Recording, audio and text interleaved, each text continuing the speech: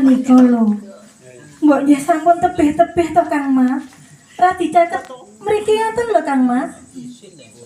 Foto. Kang Mas. Kang Mas. Kang Mas.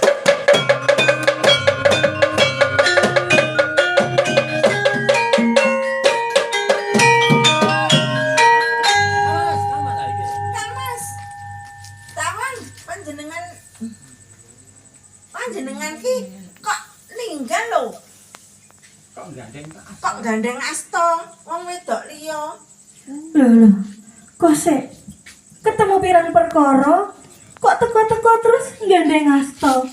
Sak penake dhewe ngene lho. Iki garwaku. Ngawur lho kowe iki. Lah sing ngawur iki ya kowe. Ning rom wiwit kowe isih cilik Kang Mas Jotarang iki wis dadi pacanganku. Bocah cilik kok ra genah nekat ae. Oh, ngono. Rumangsamu njur kowe iki gedhe ngono apa? Bener. Bener. Aku ya isih rada cilik, kowe ya isih cilik. Kang Mas Jotarang ya isih isih rada cilik. Nanging nyatane kabeh wis seneng. Bebojoan mula kowe kudu ngalah. Wah, iki kepiye to malah do awur-awuran ngerti masang aku mau. Mangke rumiyin to. Wonten perkawisipun menika kados pundi dipun rembag. Wonten ribet dipun udari, mboten malah kula tarik mriki. Lah nah ya sigar awakku. Nek tangan kula sempat bos pundi mangke pripun? Nggih. Sing mboten nalar niku nggih. Mendes niki. Lho, laraipun kados pundi? Mangke rumiyin. Sik mboten nalaran menika nggih niki. Nek mestine sing pernah tuwa kuwi rak ya kudune ngalah. Lho Iki babakan katresnan.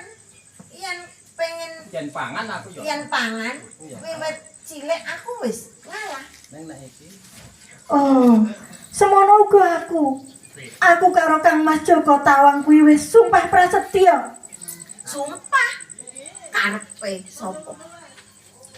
Ya, Ya ya karepe Pak Dalang. Karo mata kok ewu. Jadi nggo jogelan to kok. Waca wutuh mboten napa-napa ya. Ayo Pak. Aku ki gumun jane. Lah aku ki nyambung niku. Padu kok. Lah diwaca dadi ora ndagel ya. Nyambing dagel. Kok niku layane ngaten. Injih, ngaten Kang Mas. Gandeng kula wiwit rumiyin sampun wonten raos tresna kalian panjenengan. Mongko kula ingkang sepuh kalih kula mawon nggih Kang Mas. lho, rak saya mapangasati to. Kowe kuwi tuwa. Nanging tuwa-tuwas ora bisa mawas. Tanpa rasa welas mung arep gragas. Apa kowe iki njaluk diamplas ngono apa piye? Kurang ajar, bocah wani karo wong tuwa. Nemoni apa kowe? Oh, ngono. Iya, aku ya irusan nyewer rumangsamu lho. Ya yu ulang-ulang ah. Tolong Kang Mas, tolong Kang Mas.